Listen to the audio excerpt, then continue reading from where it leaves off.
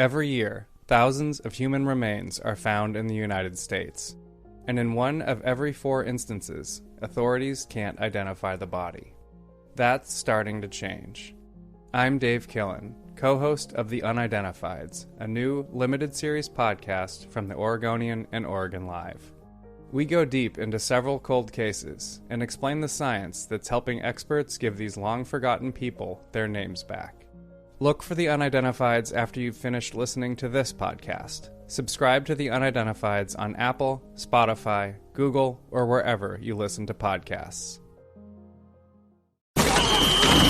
NIL Now with Lauren Sisler and Kevin Jones. If you want to learn more about name, image, and likeness, you need to go to The Source. The NIL Now podcast from Headline Studio and Reddit highlights the biggest storylines with comments from key guests in the college and high school NIL space. NIL is not a cherry on top. It needs to be thought about as a part of these young men and women's future to, further their careers. You should be able to leave college with something. Subscribe to NIL Now on Apple, Spotify, Google, or wherever you listen to podcasts.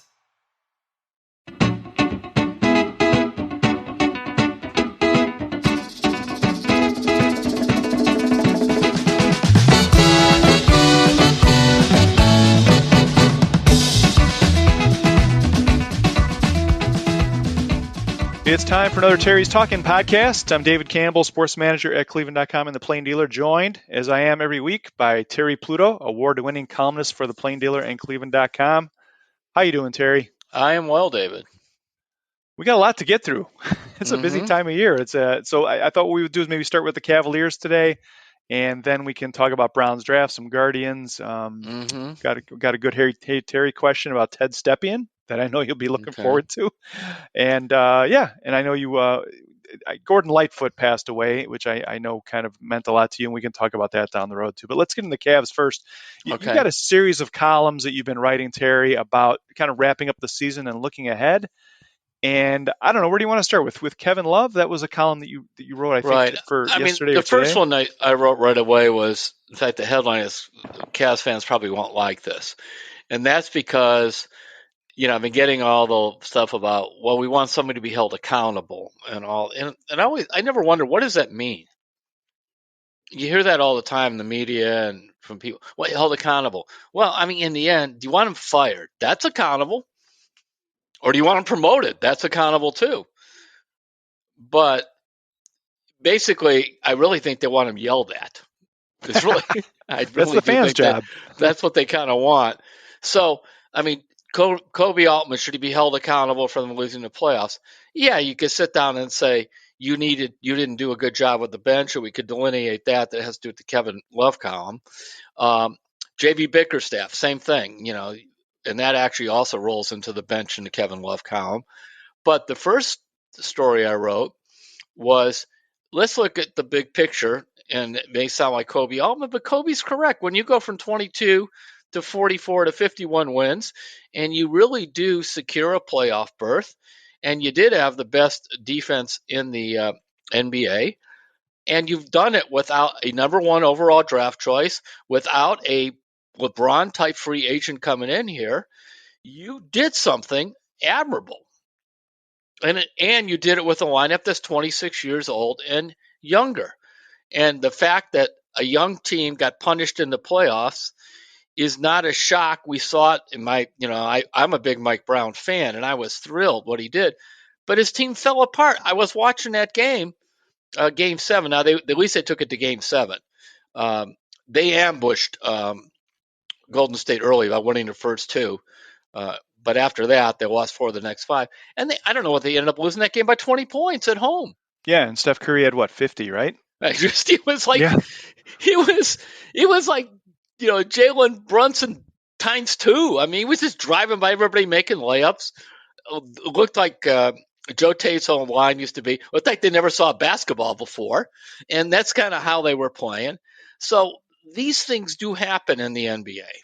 And so as we talk about and break things down, I want fans at least to keep in mind from my perspective, I really like the overall direction of the team, because I'd rather be looking for substitutes, extra guys, thinking, as opposed to where am I going to find 3 starters? What is Chetty Osman doing in the lineup as he used to be, and some other things. So that's the overall thing. So let's go from there. Yeah, and you're making me think. Last week, Terry, you probably saw when Giannis was asked after they were eliminated, like, was this season a failure? And he went on a 5-minute monologue about like did Michael Jordan fail every season he didn't win an NBA championship? Like, and it really was an interesting national debate kind of in NBA circles about like what's a failure. Like this Cavs season was anything but. Like the arrows are pointing up in a big way. And like just all the things you pointed out, this thing is moving in the right direction, and now they just have to build on it. So I think that's a good frame of reference that you used to set the tone. Right, and to Giannis's point, the other way, that team was set to win. That's an older team. The chances of them standing pat and getting better are pretty minimal. They're going to have to figure out how to retool and everything else, not just, for example, the Cavs add. So I would say that that's a lot closer to a failure when you blow out in the first round like they did. Now, Giannis was dealing with a back injury and that kind of stuff. And, that's the discouraging thing about the Cavs in the playoffs. When you look, it wasn't like Donovan Mitchell pulled a hamstring in game 2 and then was out or that kind of stuff. All their guys were healthy, and they still played so poorly. All right, Terry. So speaking of debates, okay, there was a lot of looking back after about Kevin Love, and people are looking at what Kevin Love is doing in the playoffs for the Miami Heat this season, especially of late, and they've moved on. You kind of get into looking back at that deal and whether you thought it was the right thing at the time. Kevin Love asked for a buyout, and the Cavs gave it to him. I think the Cavs would have done the same thing again, and you kind of have some stats in here to back some of that up, but. Well, from the Cavs' point of view, and if you look at the numbers, he was not playing very well here. And the rest of the regular season, when he went to Miami, was actually even a little worse, less productive than that. The difference is the Heat decided to stay with him. They were going to live with some of the bad defense and trade it off for defensive rebounding and those occasional hot shooting games from the outside. The Cavs became enamored with Dean Wade. They had all these internal stats about how the team played better with him on the floor, especially defensively. They thought in time he could become the big small forward, the 6'10" small forward who can also play some power forward and make some 3-pointers. But Wade's game just really regressed this year. Now he had a bunch of different injuries, but they were clearing the deck with Love to go to Dean Wade. And that judgment turned out to be wrong. And in fact, I think he played 9 minutes in the playoffs. Let me see in if the that's one game. correct. He just played in one game, right? One game. He played 2 games. Two games. And he played 11 total minutes. And one of them was garbage time. So that was wrong. And I also think that after Love watched, I think he went 12 games without playing. Now, some of it, at the beginning he was hurt, but after that he was healthy. He was miserable. I was told that, and I had heard that at the time because his contract was coming up to an end. He wanted to prove he could still play. So he went and wanted out. And so I'm sure they had a discussion with JB, and they said, is he going to play or not? Because if he's not going to play, we have to get him out. If he's going to play, fine. But you got to play him. And you got to go back to giving him his 15 to 20 minutes and see what happens. And Terry, just to back the numbers up here, with the Cavs, his last 41 games, 20 minutes a game, 8.5 points a game, 6.8 rebounds, and 389 shooting. 21 games with Miami, 20 minutes per game, 7.7 points per game, 5.7 rebounds per game, and 388 shooting. And then in the playoffs... The big deal, though, there, David, was the 3-point shooting. Right. See, that's where he is. He shot 25% on 3-pointers for basically after January 1st of the end of the regular season. He shot 25% on 3-pointers. I mean, that's a big part of his game. Then the playoffs roll around, and so he's averaging 9.7 points, 7 rebounds, and he's shooting .415 from the field, but .419 on 3-pointers. Actually, still playing 20 minutes a game. You'll take that any time. It's like he got refreshed or something. Well, and aside from the scoring, Terry, you just watched the way that Cavs-Knicks series unfolded and the way Robinson was just killing them down low. If you would have had Kevin Love down there, I mean, it's easy. Hindsight's 20/20, right? But Kevin Love, with the way he rebounds and takes charges and his outlet passing, like you could have used 15 or 20 minutes of Kevin Love. And what did the Cavs get out of it by letting him go? Well, you could have saved found a few out. $1 million, right? Yeah, Whatever it was. right. And it really wasn't. It was what I could tell you when Dan Gilbert's involved. $2 million is like you and I talking about $2. I'm serious. It means nothing. The discussion was, will you play? And so basically, it rested on JV Bickerstaff and the front office with all their internal stats about Dean Wade, and it just didn't work out. Then also they picked up Danny Green. So they thought, well, they'd be able to get some of that three-point shooting with Green. Well, Green was coming off an ACL. And in fact, in my story on Kevin Love, I really wrote about the whole bench. I put Green and Ricky Rubio in the same category, two veteran guys, both coming off ACL knee surgeries. Neither were ready to start the season. Both came in at midseason. Neither are really playing anywhere close to their best. And so they were hoping to get Green in shape, and I think Green, I can't remember whether he got COVID or he got the flu, or remember he was ill for like 10 days. Right. And then I think he had an ankle or something. Now, they did play Green in the playoffs. He played 40 minutes and scored 3 more points than David Campbell did. So they tried to get something out of him, and it didn't work. So you roll back, and then I'm a big Rubio fan, but my goodness, his shot's broken right now. I mean, it looks terrible.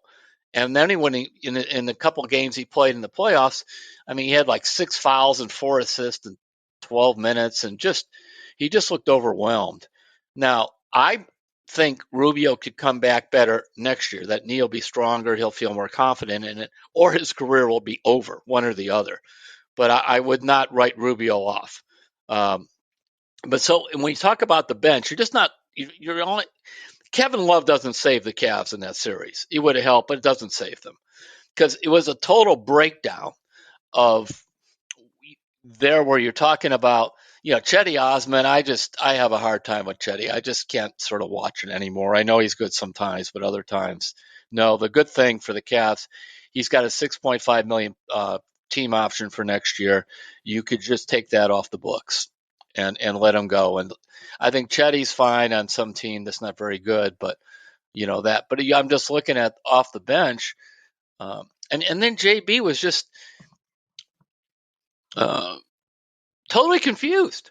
I mean, he couldn't decide whether LeVert or Okoro should start in the playoffs. By that point, you got to know, and you got to stick with it. Yeah. Okay. To my point, all right. So they let Okoro open in the corner. He doesn't have to shoot it. He could drive to the rim. He could just move the ball to somebody else. Lenny Wilkins we used to say two things. Just because you're open doesn't mean you have to shoot it, meaning it's not a good shot for you. And he would say sometimes a small guy would cut into the middle of the lane, and for a split second he's open. But you're thinking, why am I throwing, as he would say, a pass to Mark Price, who's 6 foot, when there's 2 7-footers like just on his back coming right behind him? It's a bad spot. But wait for him to get out to the corner. In other words, get to where he ought to shoot from the outside. So it was just a lot of confusion. And really, I would have stuck with Mobley, or even if you want to go that way with Lamar Stevens starting, and then kept bringing LeVert off the bench. LeVert, we got to give him a lot of credit, because I've been somewhat critical of him. He was terrible in the opening game of the playoffs. After that, he was a man. He was in there. Now, he didn't always take great shots or whatever, but the lights were not too bright for him.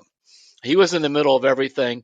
I mean, I just was really pleased with him. He was the leading rebounder in one of the games.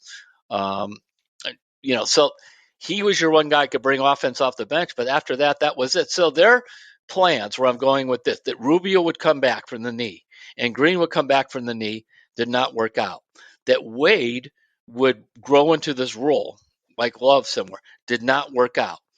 And that they would just somehow, I don't know what the thinking was on LeVert in and out of the lineup. I understand when LeVert had to play when one of the other regulars wasn't in there. But, otherwise, you don't need a guy taking a ton of shots, a small forward, when you got the other 4 guys in there. So that's a lot of what went wrong. And it starts with Love in it, but it trickles down into a whole bunch of other things. And this is where the front office and coaching staff, now this is where they need to do some work. and look at what they did and figure out how to change this. Yeah, and I think we could probably spend half a podcast coming up here the next few weeks here going through some options to build this bench and build that's this I wanted roster. to wait for that down the line. Yeah. So we'll do that. So I wanted to talk about Evan Mobley for a minute. Okay. There was some interesting reaction. I mean, this was kind of the first time that the nation had seen Evan Mobley in a playoff series, and kind of he had gotten a lot of time on TV. Charles Barkley, after the series was over, called him light in the cakes. Probably right. Which I thought was a great phrase, but it got me thinking and about. He knows about cakes. He certainly does. How he's built and what he likes to eat. So yeah, have you seen the new Charles Barkley commercial where he's sitting next to young Charles, and at the end of the commercial, young Charles says, "Chuck, tell me how many titles I'm going to win." And old Chuck just sits there, and then young Chuck goes, Wait, don't tell me. I want to be surprised. And old Chuck goes, "Oh, you're going to be surprised. Don't worry." You'll be all right. But it got me thinking about Evan Mobley, and like Chris Fedor, our colleague who covers the Cavs, wrote a really interesting story at the start of the season about how the Cavs keep working with Evan Mobley and like Hall of Fame, man, you're Hall of Fame material. You got to keep pushing. You got to keep pushing. What does Evan Mobley's game look like when he quote unquote arrives? And I kept thinking about different guys around the league, and I'm not saying he's going to be Kevin Durant, but he's kind of built like Kevin Durant. And then some people, some of our listeners on the podcast have mentioned like Tim Duncan comparisons, and I think we've talked about that. And I started thinking like, well, geez, he's going to be Brad Daugherty. Like he is so slender, but he's so tall, and he's got great skills. What kind of players do you think? Yeah, I wanted to get your I don't like any of those. Comparison. I remember that's why I wanted to ask you. a late one night, and this was like in maybe December of the only year that Durant was in college. And I just happened to be watching a Texas game, and I'm watching this kid who I barely had heard of, and I'm going, this is one of the greatest college players I've ever seen. He's almost 7 foot, and he could just shoot like crazy. And also, I saw when he defended, he had nice timing on how to block shots and whatever. So, no, he's generational. Forget that. Daugherty was more of a classic low post guy. And by the way, he did get bigger in the cakes as he went along. He came into the league at 20, but even then he was heavier and stronger in the lower body than Evan. Who else did you say? Oh, I just throwing out some Cavs bigs, man, like Brad Daugherty. Probably he's a different kind of player than Evan Mobley will be. But what should Evan Mobley's game look like? Do you think? What do you want to see him turn into? Or is there maybe there's not a player who compares? I don't know. I mean, I've heard Giannis, and there's some of that there. Some of Giannis's game there. He has to develop. Remember, he's only 21. And so he has to develop his shooting and some of the things. But, Giannis just puts a lot of heat on you offensively and defensively because he's very aggressive going to the rim and that. And then defensively, he's terrific. A guy who always had kind of a strange game, but it was effective, and it might be like Mobley, is Chris Bosh.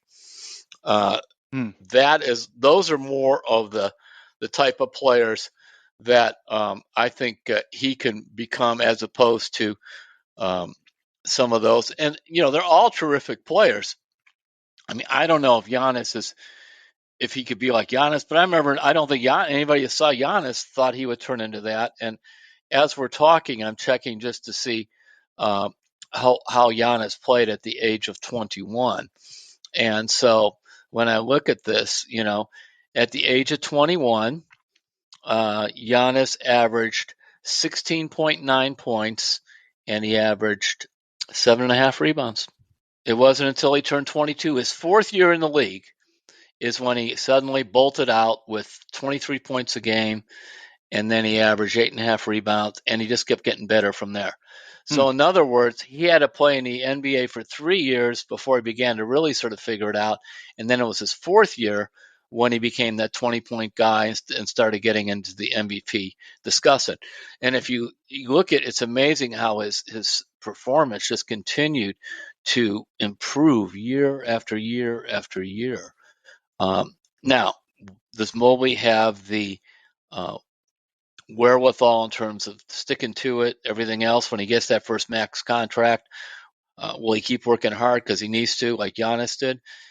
This is, I think, the high mark for it. But it's a similar situation where early on they weren't sure what kind of player Giannis could be.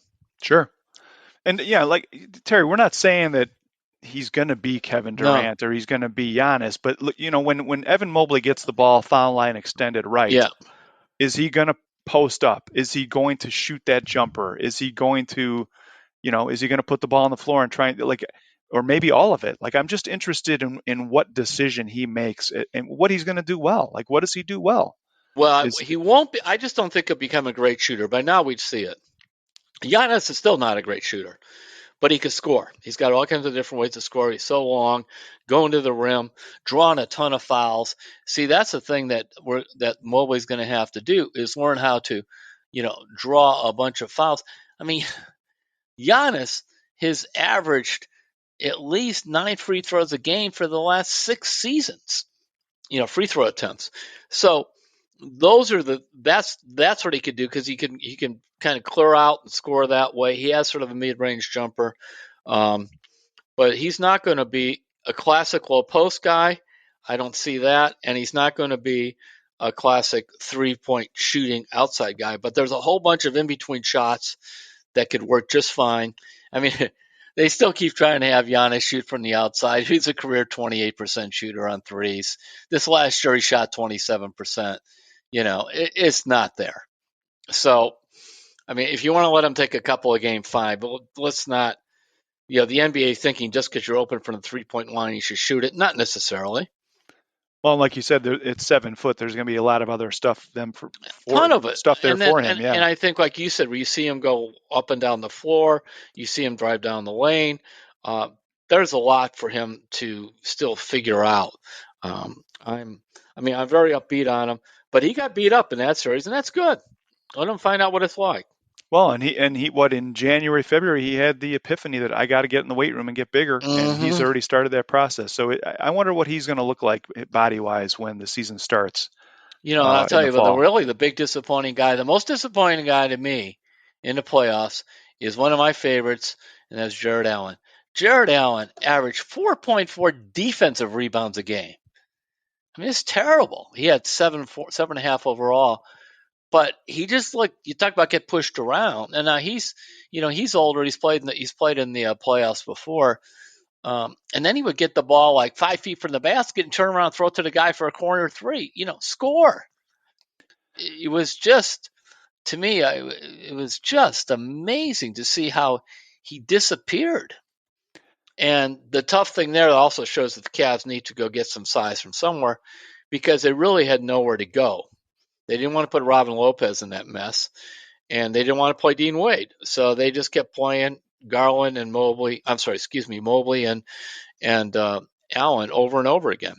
Yeah, just someone who can go get the ball and do the dirty work, right? Is what they'd be looking for. Yeah, and then there's people out there you can get for not much money. Yeah, the other column that I wrote, and this maybe I was the only one interested in this, but because I didn't get hardly any emails. I looked at Donovan Mitchell's career. And I looked at his last couple of years, and this is the 6th time he's been in the playoffs, which is admirable. 6 years in the league, 6 times in the playoffs. But he's only got through the first round twice, and then he went to the second round, and that's been it. Last year, he had a miserable playoffs. Stats are almost identical to these playoffs. And the last 2 games where he really struggled, Donovan did this year, very similar to last year. Whereas earlier in his playoff career, he was scoring a ton of points. I don't know what to make of that other than he's a really good player. He's an all-star. But this is not the kind of guy, like LeBron never lost in the first round, so he went to the Lakers. There are certain guys who just, they get their team into the playoffs for the first round. They get through the first round. And Donovan's not that guy. Now, you still build around him. You still really like him. I mean, it's very important to have a guy that helps you win 50 games and get to the playoffs. But I think the thinking, and I also believe JB fell into this of wanting him to just kind of take everything over. He's not quite good enough to do that. Well, when they started missing shots, too, there was nobody to get them. And that was the other part of it, that to was get second and third chances. Correct. Yeah. And I don't know why. The basic thing is when you're getting your butt kicked on the boards, it's the moment you're on defense and that shot goes up from the other team, everybody goes to the boards. And that's what the Knicks did. The Knicks guards and small forwards got a ton of rebounds. I mean, Josh Hart got 12 in one game. Well, the Cavs have their work cut out for them. It's going to be a really fascinating offseason in terms of who they keep, who they bring in. And we can get more into that, Terry, like we were talking about in upcoming podcasts. We'll get some names and some salary numbers, and we can crunch some of that. So that sounds good. Yep. All right, let's take a break. We will be right back. We're going to break down the Browns draft. Terry, the Browns made you smile when they said something about the draft, and we'll talk about that. We're also getting the Guardians a little bit, and we'll be right back on Terry's Talkin'. In Northern Virginia, you can make your future better because we've made college better. With over 100 certificate and degree programs that prepare you for in-demand jobs. By making tuition affordable and manageable through smaller payments over time with classes that fit your schedule. Northern Virginia Community College. We're the affordable, achievable, incredible college. Nova. We make college better. Apply now at boldlynova.com. We're back on Terry's Talkin'. David Campbell and Terry Pluto. We're going to get into the Browns draft here. Terry, you were out in Berea for the draft this weekend, and the Browns said something. They drafted some big guys, and then they said something that kind of made you smile. Why don't you talk about that? Because I even asked them, so this show only started to change your philosophy. Oh, no, it really doesn't. It just kind of the draft fell this way, and then he kind of went on this thing about, we know they're big, but they're fast. No, they drafted big guys. Ika, how you say his last name so I get it right? Yeah, you got it, Ika. Ika. Whether he weighs 340 or 370, take your pick, is the biggest guy ever drafted by the Barry regime here. It's not even close. So, also, they put $50 million worth into Tomlinson. He weighs like 335 or something. No, something changed. And what changed is Jim Schwartz showed up. That's what changed. Absolutely. And they could call them like dancing bears. That's their new thing now, that these big, they haven't said in a press conference, but they told me in some other private, we got these dancing bears. Okay, fine. Bears are big, but they're agile. Whatever you want to call them, they're bigger. So I'm smiling about that. I'm smiling that they won. Even if they don't want to admit it, they corrected some flaws. And they got dancing bears. So, yeah, Terry, you look at Ika and also DeJuan Jones, the offensive lineman out of Ohio State that they drafted, who is just a huge guy. Orca. Barry called him Orca. Human Orca. But I was laughing because when Ika was in for an interview, apparently Jim Schwartz told him, listen, you're not going to be a dump truck anymore. You're going to be a Ferrari. And he said, to be honest, I don't know what that means. I'll do whatever he wants me to do. I will be a Ferrari. I will be a Chevy if you want me to.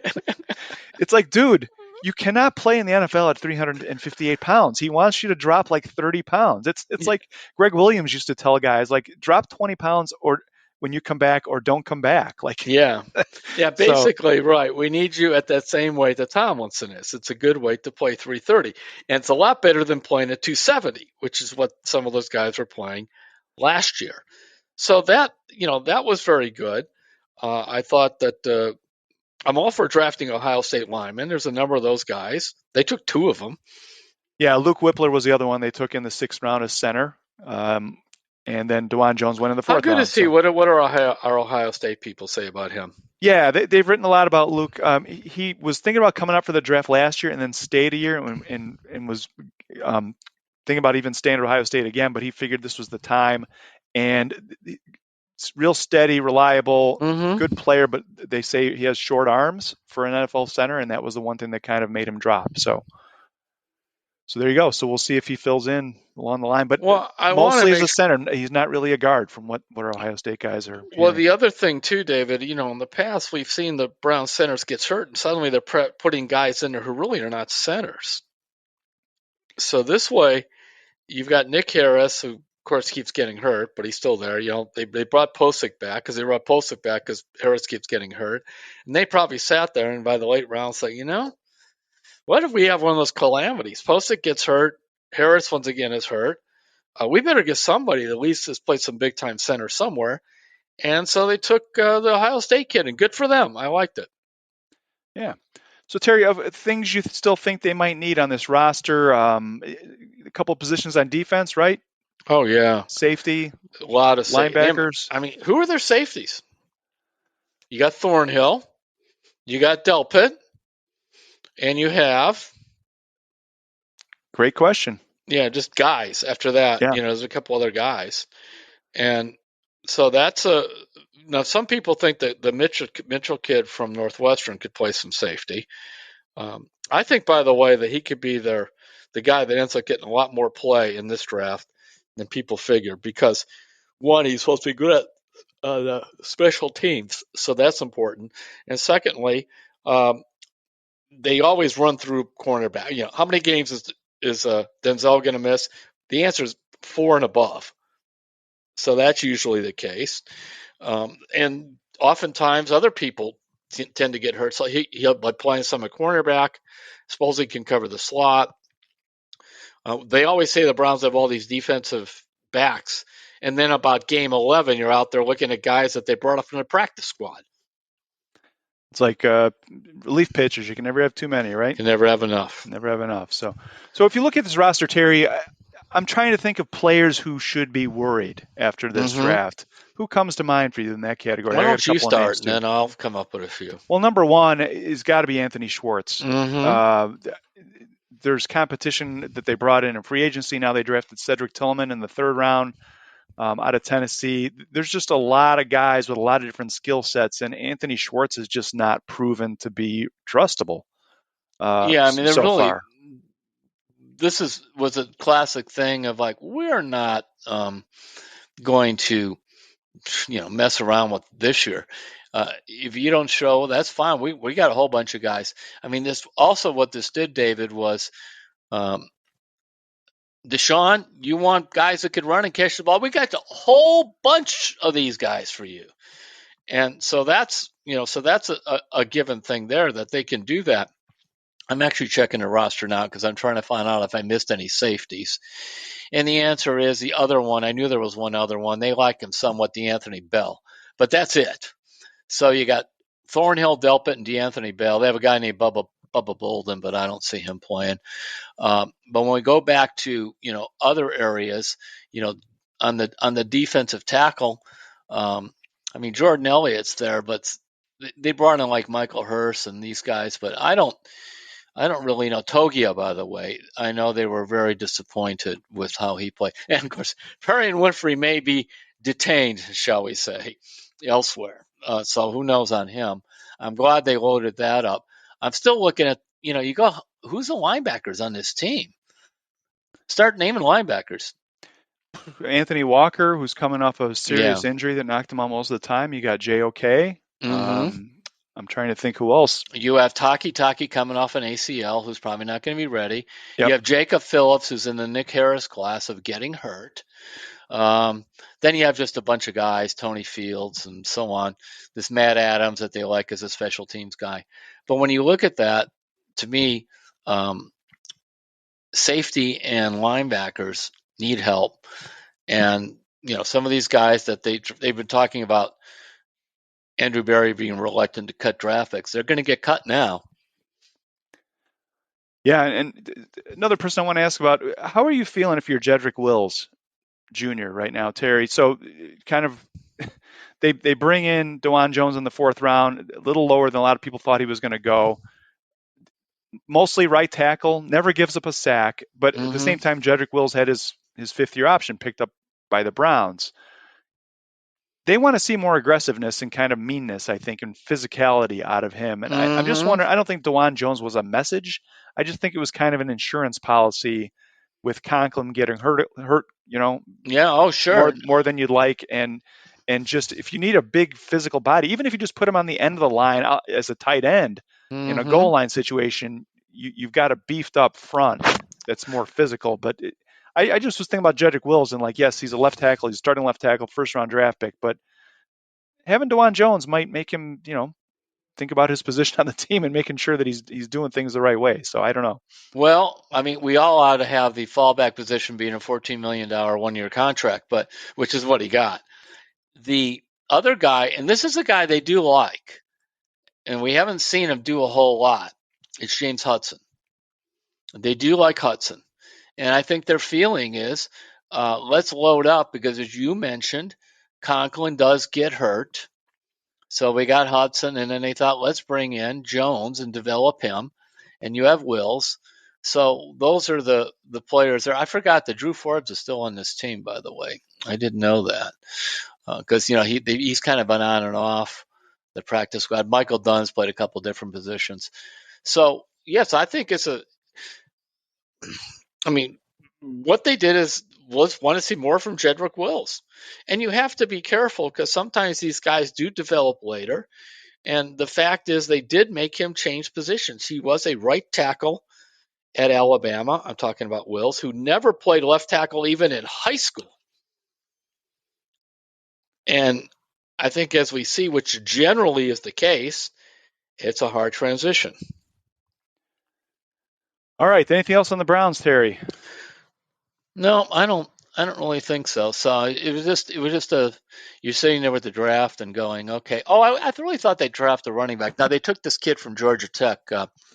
I think Hassan Hall. They signed him as undrafted free agent, gave him like $150,000.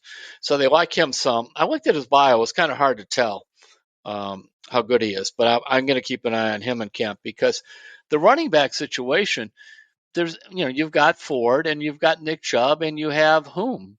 Hassan Hall is the kid's name, by the way. John Kelly, who I like a little bit. Remember, he always plays in the exhibition games. He plays fairly well. Demetric Felton, talk about worried. He should just pack his bags. I'm very serious. They've given him a lot of opportunity to show what he can do, and not really happening. Yep. And when he's so scary on punts, I don't even want to think about it. All right, well, we'll have rookie minicamp coming up here, and we'll get to see some of these guys on the field together, which will be happening within the next couple of weeks. And the schedule for the NFL comes out. It's a national holiday, Terry, May 11th. Yeah. So, all right, then on to they'll baseball. put out the exhibition games, and he won't even give you the dates of them. I like that at first. Okay. All right, Guardians. A typical Guardians win last night, coming from behind in the ninth inning to beat the Yankees in New York. This whole pitching thing has been crazy, Terry. It's like Paul Hoynes, our colleague who covers the team, did a big thing about all right, these young guys are coming up and they're staying. So somebody's got to go. And we've already seen that with Connor Pilkington getting sent to the Diamondbacks for cash yesterday. We're taping this on Tuesday, but where do you stand with the pitching, where the pitching is at right now on this team? Well, Pilkington showed up heavy, and I wrote about this in camp. They were very upset by that. The Guardians never say anything, and I had to really dig to find that out because I thought he looked kind of big when I saw him in the locker room, and then they were very disappointed because there was a roster spot sitting there for him, which, by the way, went to Curry. He was the one that took it, Xavier Curry, who they like, but they don't really want to start him. Hunter Gaddis was another guy, and then Hunter Gaddis beat him out. Now, Gaddis has had some ups and downs, and he's in the minors now. But they're looking at, okay, let's see what Battenfield can do. Let's see what, especially when you talk about Bibby, excuse me. He was a fourth-round pick that immediately turned into a first-rounder in their mind. And then if you also look at Logan Allen, you can never have enough lefties named Logan Allen. I mean, it's remarkable that, first of all, even two of them end up in the majors, much less on the same team. And he was a guy they took. So they said, we really like them. And they're holding a spot for Gavin Williams. That's the next one, could be next. Because they're trying to win. So they're not going to go a long time with, Savali can't get healthy, or they can always put Plesac in the bullpen. Which they might. I was asked the top Guardians guy about that. He goes, well, he doesn't have really one great pitch or whatever. And I'm like, yeah, but he's, every time he starts, his ERA is 4.5. I mean, it's just. So you mentioned Tanner Bybee. Terry, he's actually pitching tonight for the Guardians against Garrett Cole, which is going to be a showdown of unbeaten pitchers. Tanner Bybee won his first outing, went 5 2/3. His ERA 1.59 after one outing, 8 strikeouts, 1 earned run, one run allowed total, and 6 hits. What do you think? People are very excited. Guardians fans are really excited about Tanner Bybee, and you think they should be, yeah. Yeah. Why is that? He's thrown harder than he used to.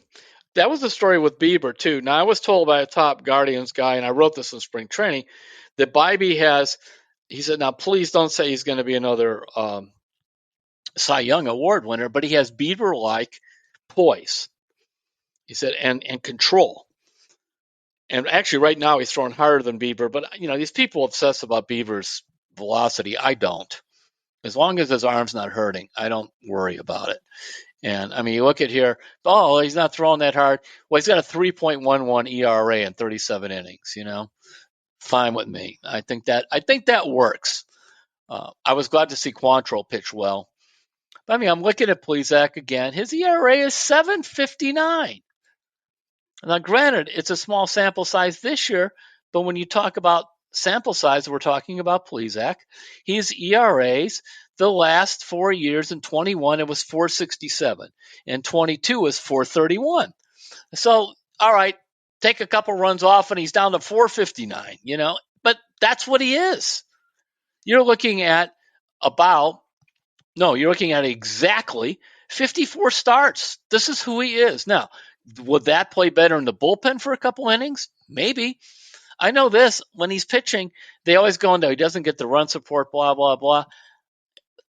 You're still not supposed to give up 4.5 runs a game, whether you're not getting any support or not.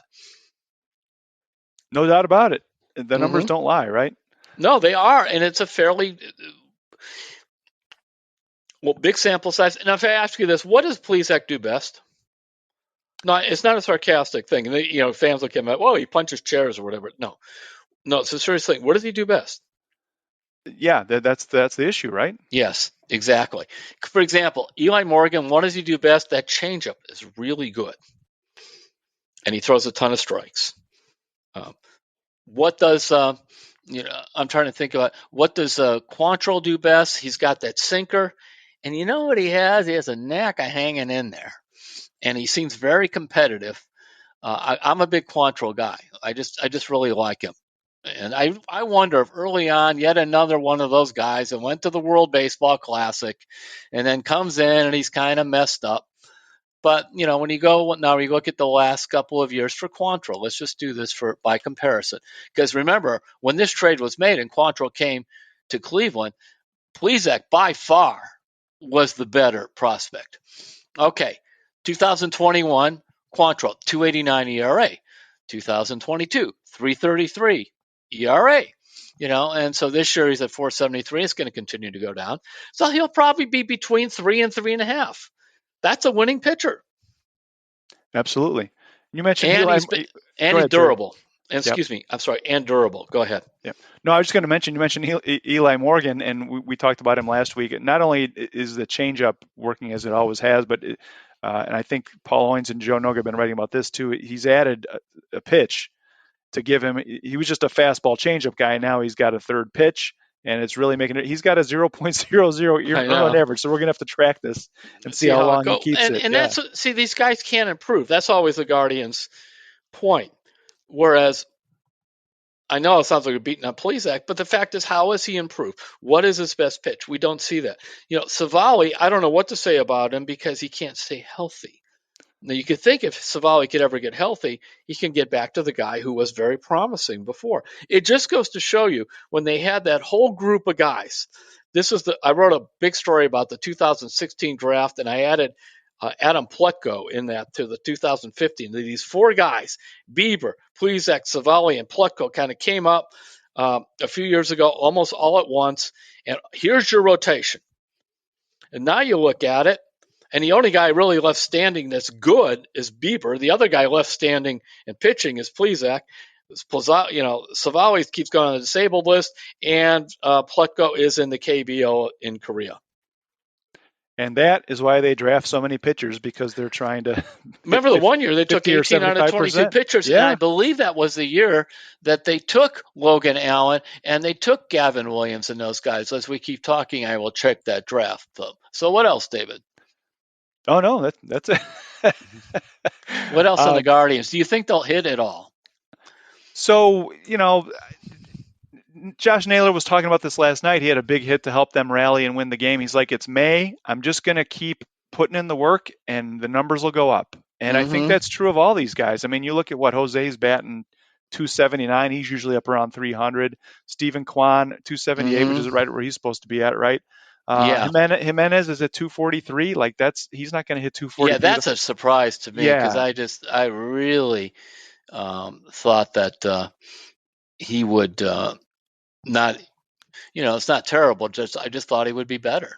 And I think Rosario's batting like 228. So like all these guys are not performing at what they're going to be doing in the middle of June, July, August. And so I think they're just trying to grind it out.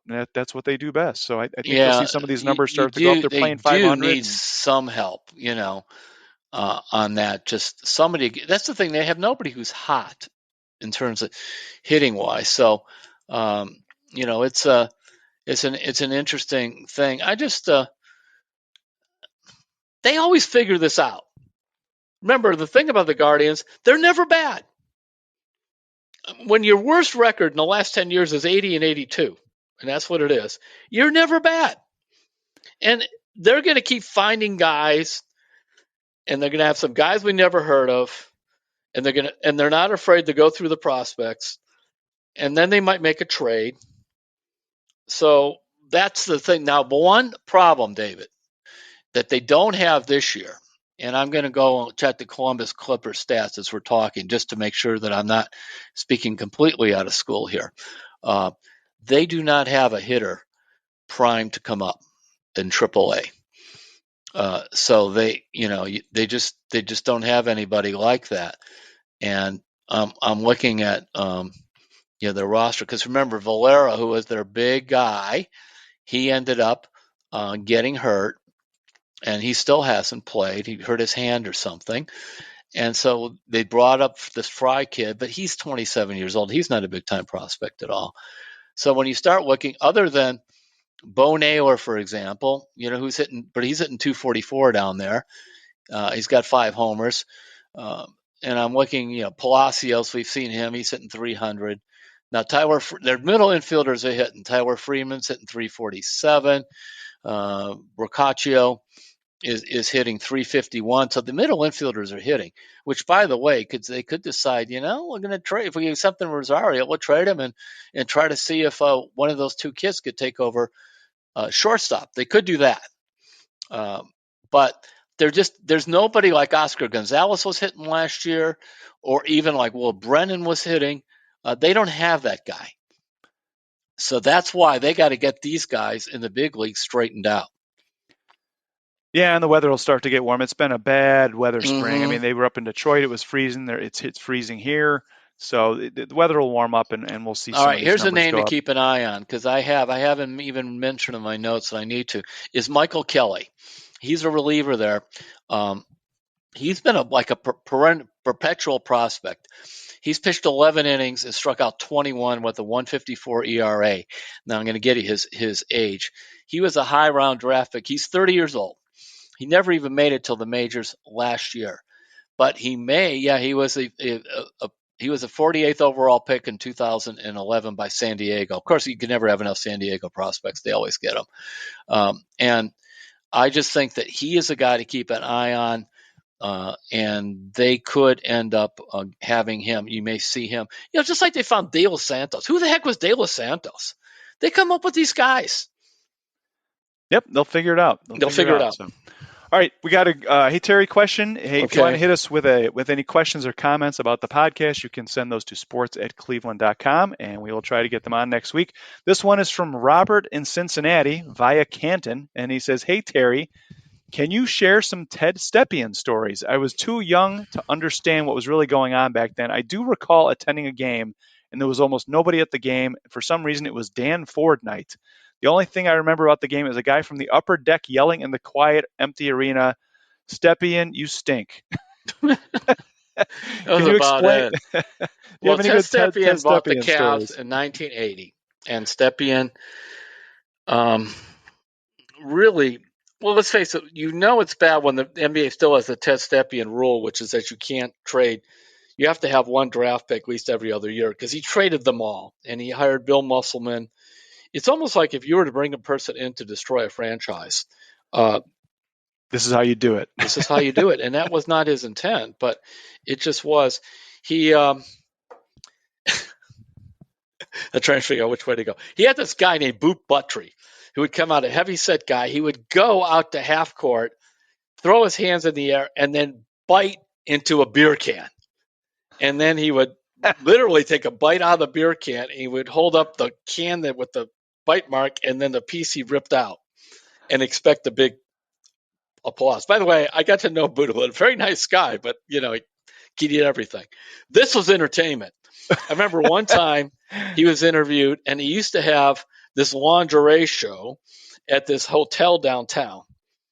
And, he would say, well, I may not have a good basketball team, but you got to go down to Swingos at the downtown, and we got a great lingerie show every Wednesday night. And he just like semi-pro, that Will Ferrell movie almost. Really, it's worse than that. It was just, even my ABA stuff had nothing quite as bad as this.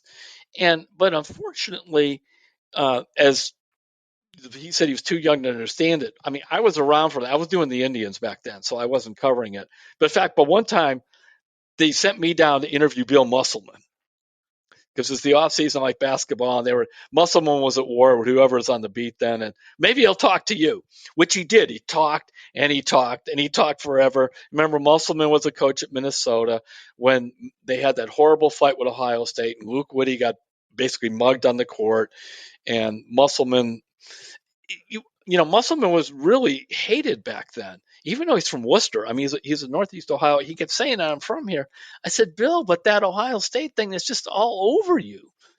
And it was crazy. He kept firing Musselman and bringing him back. And he had a guy named Dan Delaney, a very nice guy, but his extent of his basketball coaching was at Lakeland Community College, and he made him general manager. Just stuff like that.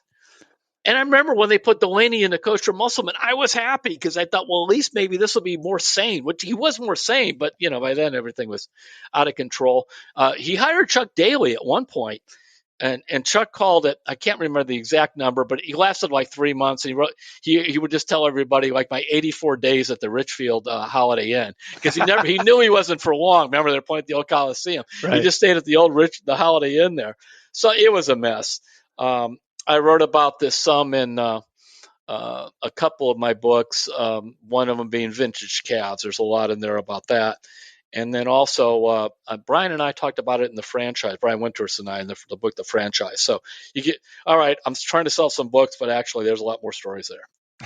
All right. You want to see some of Terry's books? terrypluto.com is the place to go. You go. You'll find them there. So thanks for that. And of course, this Ted Stepien is the reason that the Cavs can't trade any of their first round draft picks for a while. Yeah, that's it. The Stepien rule, because the Cavs traded so many back-to-back first rounders that they made a rule known as the Stepien rule, right? And on top of that, Gordon Gunn, before he agreed to buy the team, had to cut a deal with the end, because he had no draft picks for like 4 years, no first round picks.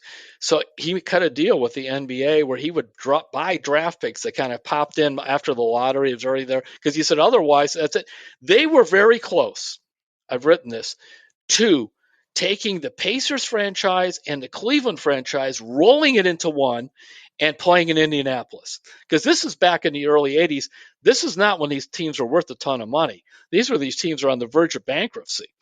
And because they almost bankrupt during the NBA-ABA war, and it continued to really hurt these teams afterwards. So, legendary stuff. So, all right, Terry, thanks for that. I mentioned earlier in the podcast Gordon Lightfoot passing away today at age 84, and I know that you care passionately about writing, and Gordon Lightfoot was someone who really touched you with his writing. I think Bob Dylan called him a rare talent. I'm seeing some of the obituaries today, but what was it about the Gordon Lightfoot that really affected you? Well, it was interesting. When I was at Benedictine, there was kind of like two waves of music going. This is late 60s, early 70s.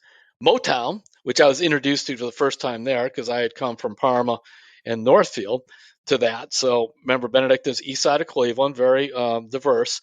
So we had Motown, Four Tops and all that, loved all that. And then there was the singer-songwriters, which was Carole King and James Taylor and Gordon Lightfoot and that. And as a writer, I just fell in love with those guys, and especially, Lightfoot, If You Could Read My Mind, and that. This is one of those, if you weren't there, it means nothing to you.